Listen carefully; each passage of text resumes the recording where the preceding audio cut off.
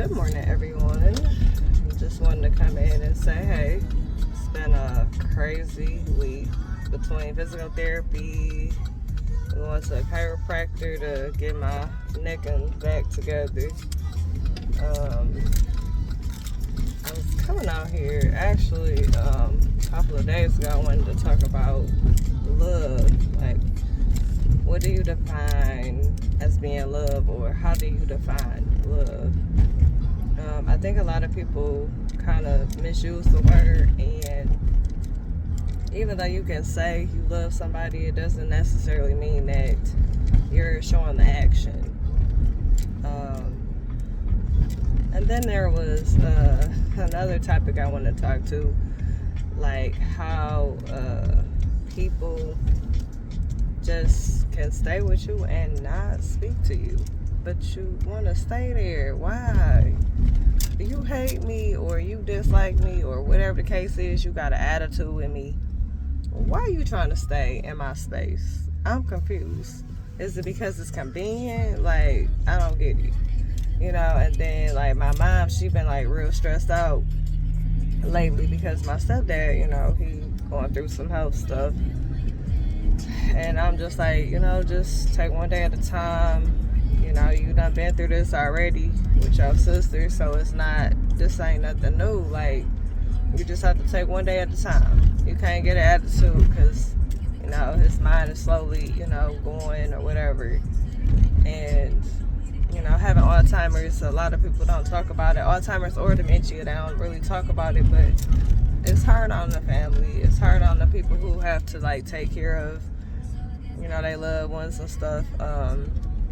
I know with me being in school and having to like go through the beginning stages with my aunt, it was hard, you know. She got to attend my graduation when I graduated at OCC.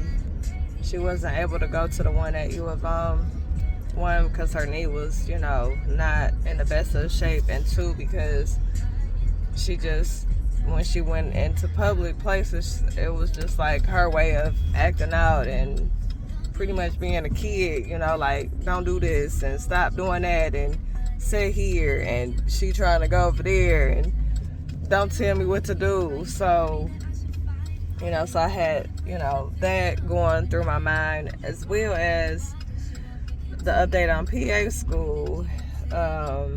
That's been real too, because, you know, you do your best, you know, you try not to give up on certain stuff, but like last week, I just felt defeated, like to the point that I was in tears, because I'm like, it's been about 7+ years and I'm still having to go through this same, the process. It just seemed like it just get more complicated and more this and that, and you need this and you don't have that, and every letter that you get, you like, OMG, like, what else am I doing? Like, what am I doing wrong? Like, you know what I'm saying? And so I just, I had my appointment with my counselor, and she was like, you know, maybe you should just let it go and you know, do this degree that you're doing now. Well, obviously I'm doing this degree because I haven't got into PA school, and I know that I can get a job in something, whether it's at a hospital or business or whatever, clinic, because technology don't never stop. So I decided to do that. I said I would try applying for PA school next year, and then 24, and then after that I'll be done, got my master's in health informatics. So if I don't get into PA school between, you know, next year and 24, like I'm over it, really. You know, like, I feel like minority students get it the worst. Like, we always having to spend out a whole bunch of money, while the people who not really that smart, they get in programs because they got money. And it's sad to say that, but it really seemed like that to be the truth most times. They had the money so they can get in these programs, do whatever the hell they want to do. And these people love these people, you know, give them money and this and that, and they go through the program with flying colors, just about. You like, damn, what hard work you really did, for real. You know, you just had to go to school. You ain't have to worry about working nowhere. You ain't have to worry about providing for no family, because your family taking care of you. They doing everything they need to do to make sure you good. And at the end of the day, I'm thankful that I'm able to go through some of the struggles and some of the you know, mishaps and stuff, but it's too much. It's a lot just to get in the program. That's just like going to medical school. Like, it was a lot. Like, if you didn't get a certain score on the MCAT, it's like you can't get in. And to try to go overseas, I didn't have the money to go overseas to go get a medical degree. I'm like, yeah, $300,000 is cool, but at the end of the day, do you really want the stresses and the long hours and the on call all the time? No. You want to have a balanced life. You want to be able to be at home. Because then when you get older and stuff and your loved one or something gets sick and you got to take care of them, that shit get hard. You know what I'm saying? It's real hard. And no matter how much you try to, you know, do the best and be the best you, it's still too hard. It's still, you know, still stresses, you know. And I really just decided I can't be stressed out about certain stuff, you know. Same way with the relationship thing. Like, I can't be stressed out about no relationship.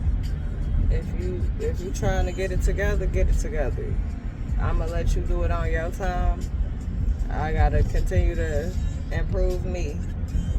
You know, same way with friendships. Sometimes you have friends that's around for a lifetime, and then sometimes some friends vanish and disappear. You know, so you really can't feel no type of way, because when you growing, sometimes they outgrow you or you outgrow them. But in the meantime, you enjoy the moments and the time that you had with them, so that you don't, you know, feel any different than you did when you started that friendship with them people, you know. So it doesn't bother me that I've, you know, lost friends, or those friends didn't grow with me in the process.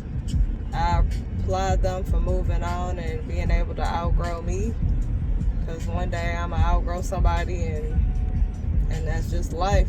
You outgrow people, you get into different things, and you start, you know, learning about yourself and the things you like. And, you know, some of them may come around, some of them may not. Some of them may be encouraging, some of them may just be who they are when you first met them. You know, like, I can tell you, my one friend from college, like, I don't want to call her my best friend, because I feel like she's been kind of like a sister to me, really. She has a PhD, but I guarantee you, every time we talk or text, it's just like we still in undergrad or something, you know. Like, she never changed. Her personality never changed. Her being her never changed. And that's one thing that I appreciate about her, is that her demeanor about life and how she had to, you know, work hard to get where she is. Like, she did her thing. She, you know, and she always is checking in on me. Nina, what you doing? What you got going on? Like, I told her I was in the health informatics program, and I said, as of right now, I got a 4.0, but, you know, she started asking, like, you know, you like computers? Like, you like doing a lot of the programming? I'm like, yeah, I like it to a certain extent. It's a job, you know. I need a job, a career, or something, because if PA school ain't getting it, it is what it is. So, you know, I just keep it moving, because if I don't, that stuff will stress me, you know, and I really want to be able to have a career doing something if it's not PA school. As much as I would like to be in PA school, maybe it's not my time. Maybe I'll be 50 going into PA school. Who knows? Either way it goes, I know I did my best to try to get into the program. I just to find out last week, oh, you gotta still send the GRE scores, and that the CASPA don't get the scores, even though you took the test last year. It don't go directly to them for them to be able to send out to the schools. Like, you have to pick the schools out and this and that. I'm like, that's $27 a piece for each school that I apply to. And then if it's not on the list, they can't send it out to the school. You know, it's just like, what in the world? Like, are you serious right now? So, like, after I, like, got off the phone with Wake Forest University, like, that was one of the schools, like, when I say one of the schools that it's in North Carolina, it's somewhere I want to be. And for that to not happen, I just, oh my gosh, like, I, like, cried about that. Like, that made me so sick. I was so frustrated last week. And then on top of I had homework, on top of homework, and I'm still doing homework. I'm like, this is crazy. Like, statistics is one of those classes, let me tell you. You just gonna have homework on top of homework for hours on end. And then when me working, like, you know, 3 jobs, 4 jobs here and there, like, it get rough. It get tiresome. You know, and I really was just like, freaking kidding me today? Like, I couldn't even phantom behind what I need to be, you know, doing and stuff. I'm just tired. I feel tired. The last few weeks I've been tired. Like, I haven't even been able to focus on nobody, not for real. I'm like, I'm too tired to be trying to focus on somebody. I gotta focus on this stuff right here. Then I started this other job with Primerica. That's driving me crazy because it seemed like every day she texted me about something. I'm like, lady, listen, I told you I could do this in January. I didn't say nothing about I was about to try to do this in November. I had too much going on. Yeah, I can probably get a couple calls and stuff to start off, but after that, like, it's about to fall off because I don't have the time right now to, like, really focus in 10 hours right now. I barely can make it to the meetings, and the meetings that they be having, I'm at work, and they want me to be, like, participating in the meeting, and I'm like, I can't participate. I can't even, you know, I still got a job to do, even though I'm starting off and it's part-time. It's still a challenge. Like, I like, shoot, in a minute I'm about to be like, listen, this ain't for me.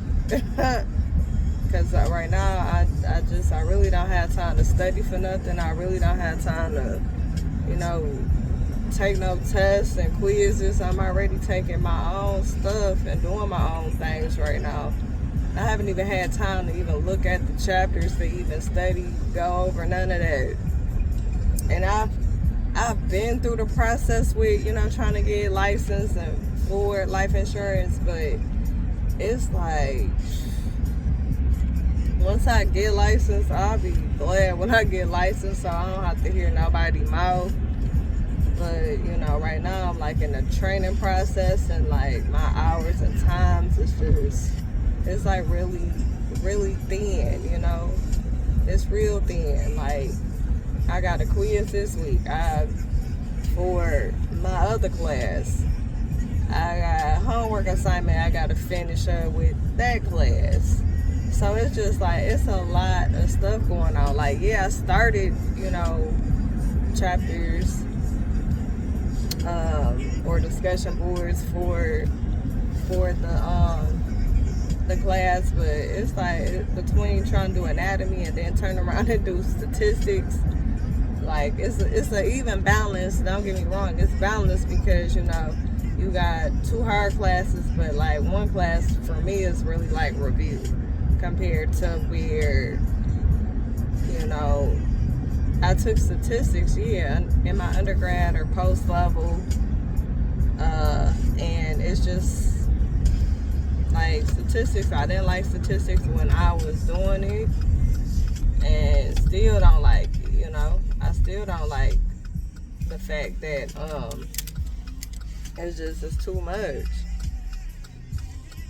But I just came in to, you know, kind of touch bases on a couple of topics. Didn't want to talk nobody head off, not for real. And yeah. So y'all have a awesome week. Stay safe, and we'll be talking to you later. Ciao.